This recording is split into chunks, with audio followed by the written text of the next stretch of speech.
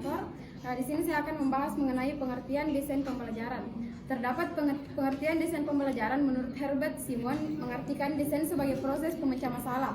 Tujuan sebuah desain adalah untuk mencapai solusi terbaik dalam memecahkan masalah dengan memanfaatkan sejumlah informasi yang tersedia. Melalui suatu desain, orang bisa melakukan langkah-langkah yang sistematis.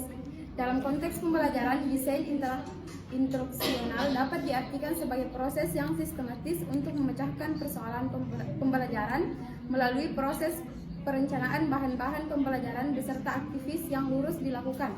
Perencanaan sumber-sumber pembelajaran yang dapat digunakan serta perencanaan evaluasi keberhasilan. Pendekatan yang dapat digunakan dalam desain pembelajaran adalah pendekatan sistem yang mencakup analisis tentang perencanaan, analisis pengembangan, analisis implementasi, dan analisis evaluasi. Dengan pengertian di atas, Gagne menjelaskan bahwa desain pembelajaran disusun untuk membuat proses belajar siswa, di mana proses belajar itu memiliki tahap segera dan tahapan jangka panjang. Menurut Gagne, belajar seorang dapat dipengaruhi oleh dua faktor, yakni faktor internal dan faktor eksternal. Faktor internal adalah faktor yang berkaitan dengan kondisi yang dibawa atau datang dari dalam individu siswa, seperti kemampuan dasar, gaya belajar seorang, minat dan bakat, serta kesiapan setiap individu yang belajar. Faktor eksternal adalah faktor yang datang dari luar individu, yakni berkaitan dengan penyediaan kondisi atau lingkungan yang didesain agar siswa belajar. Desain pembelajaran berkaitan dengan faktor eksternal ini, yakni pengaturan lingkungan dan kondisi yang kemungkinan siswa dapat belajar. Menurut Gagne, kondisi internal dapat dibangkitkan oleh pengaturan kondisi eksternal. Bismillahirrahmanirrahim. Baik, saya akan menjawab pertanyaan dari saudari Sahrani Agus, di mana pertanyaannya itu mengatakan bahwa membuat rencana mengajar merupakan tugas guru yang utama. Apakah rencana mengajar merupakan realisasi dan pengalaman belajar siswa yang telah ditetapkan pada tahapan penentuan pengalaman belajar? Jelaskan. Memang ada hubungan antara RPP dengan penetapan pengalaman belajar siswa, namun keduanya bukanlah hal yang sama persis. Karena yang pertama, tahapan penentuan pengalaman belajar berfokus pada apa yang ingin dicapai oleh siswa dalam pembelajaran. Ini melibatkan penetapan tujuan pembelajaran, kompetensi yang ingin dikuasai, dan pengalaman belajar seperti kegiatan apa yang ingin dilakukan siswa untuk mencapai tujuan tersebut. Dan RPP adalah penentuan detail tentang bagaimana guru akan memfasilitasi pengalaman belajar tersebut.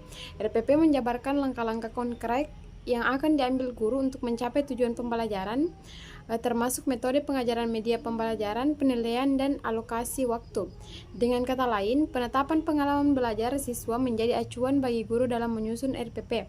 RPP menjabarkan secara detail bagaimana pengalaman kerja yang telah ditetapkan tersebut akan diwujudkan dalam kegiatan pembelajaran yang efektif. Dan pertanyaan kedua itu dari saudari Rizka, yang dimana pertanyaannya mengatakan bahwa bagaimana cara meningkatkan interaksi pendidik dan peserta didik. Meningkatkan interaksi pendidik dan peserta didik dapat dilakukan melalui berbagai upaya. Yang pertama itu adalah membentuk kerjasama antara guru terhadap peserta didik.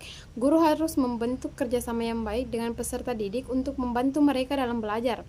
Misalnya, guru dapat mengajak peserta didik untuk bertanya jawab, mengisi laporan, dan menghadapi tantangan dalam belajar. Yang kedua itu menggunakan aplikasi pembelajaran daring.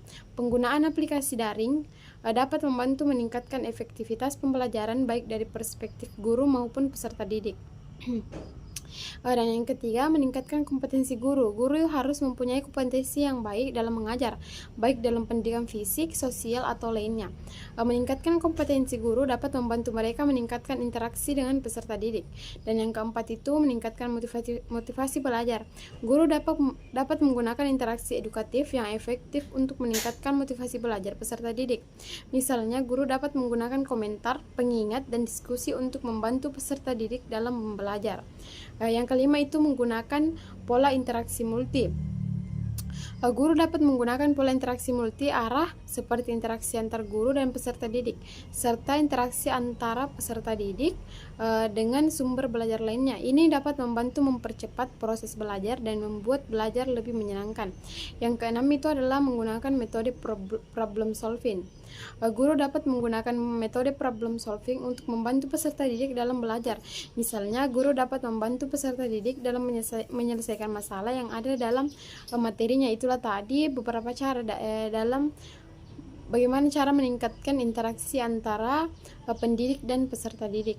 Sekian dari saya. Wassalamualaikum warahmatullahi wabarakatuh.